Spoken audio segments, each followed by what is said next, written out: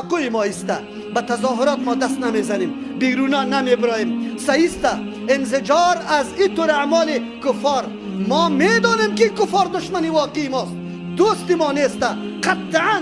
ولی دشمنی توسط چی میشه؟ دشمنی توسط زنده کردن هویت خود ما، شخصیت خود ما، سنت رسول الله صلی الله علیه و سلم که او مردم بدانه.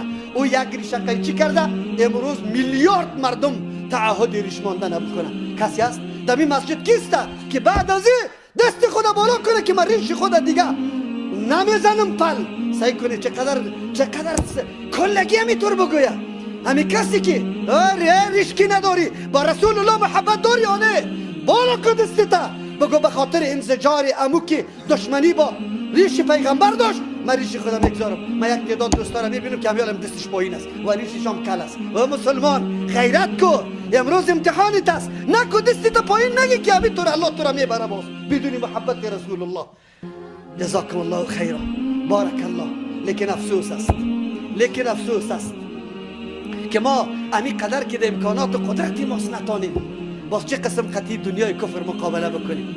چه قسم بکنیم وقتی که ما نه حکومت، نه کلانا، نه دنیا در صدد ازی باشه که از سنت پیغمبر دفاع کنه؟ خیر دیگه مردم عوام، یک آدمی که در سر کو کار داره، در زمین کار داره، او کی میتونه؟ بله میتونه ان شاء الله به عملی کردن کی سنت رسول الله صلی الله علیه و سلم. گپار خاتمه میدیم ان شاء الله. ما به می خاطر که یک روز مرکز داشته باشیم که واقعا در کابل به نام مرکز سنت یاد شود و همینطور امیدوار هستیم الله توفیق بده شما دعا بکنید که مرکزی بسازیم که سنت رسول الله به مردم نشر شود. مرکزی داشته باشیم که از اینجا علما در گوشه افغانستان بره و سنت رسول الله را برسانه.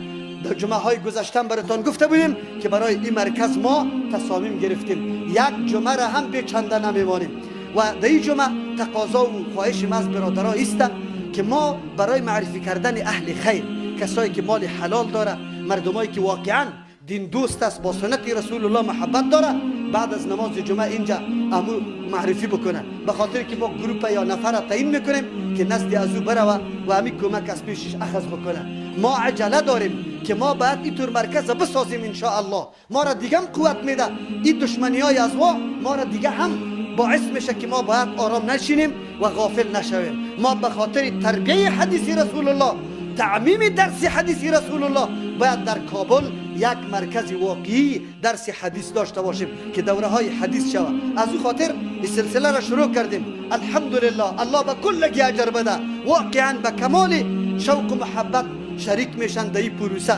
بازم از شما خواهش میکنم که در این پروسه ها شریک شوید. دوستایی که بیخبر است ما را خبر بسازید. اما دوستایی که ان شاء الله ما بعد از نماز جمعه میشینیم گروپ بستی میکنیم، امرای اهل خیر برای مشوره نزدشان میرویم و از پیششان کمک طلب میکنیم به خاطر آبادی مرکز. از اون خاطر دوستا، کسایی که اینی قسم خودش رفته میتونه یا یک کسی را اهل خیر معرفی کرده میتونه، اینجا امرای ما بشینه، بعد از نماز مشوره داریم و همینطور اهل خیر برای ما معرفی کنه. الله متعال براتون اجر بده. بارك الله لنا ولكم في القرآن العظيم ونفعنا وإياكم بالآيات والذكر الحكيم. استغفر الله لي ولكم ولسائر المسلمين فاستغفروه إنه هو الغفور الرحيم. إن الحمد لله نحمده ونستعينه ونستغفره ونعوذ بالله من شرور أنفسنا ومن سيئات أعمالنا.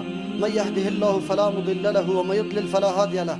واشهد أن لا إله إلا الله وحده لا شريك له واشهد أن محمدا عبده ورسوله. يا أيها الذين آمنوا اتقوا الله حق تقاته ولا تموتن إلا وأنتم مسلمون.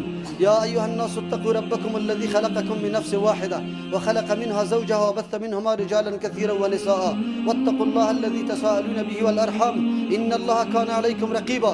يا أيها الذين آمنوا اتقوا الله وقولوا قولا سديدا يصلح لكم أعمالكم ويغفر لكم ذنوبكم ومن يطع الله ورسوله فقد فاز فوزا عظيما.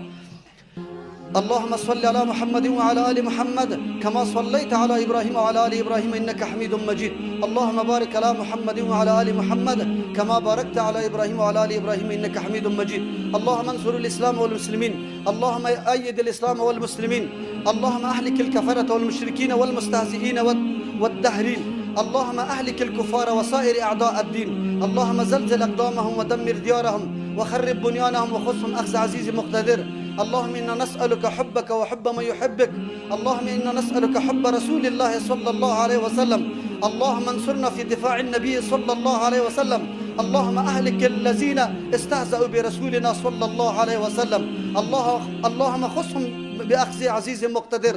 اللهم دمر ديارهم. اللهم فرق جمعهم. اللهم فرق شملهم. اللهم أهلكهم أهل الكفرة والمشركين كما أهلكت فرعون وعاد وثمود وسائر أعداء الدين.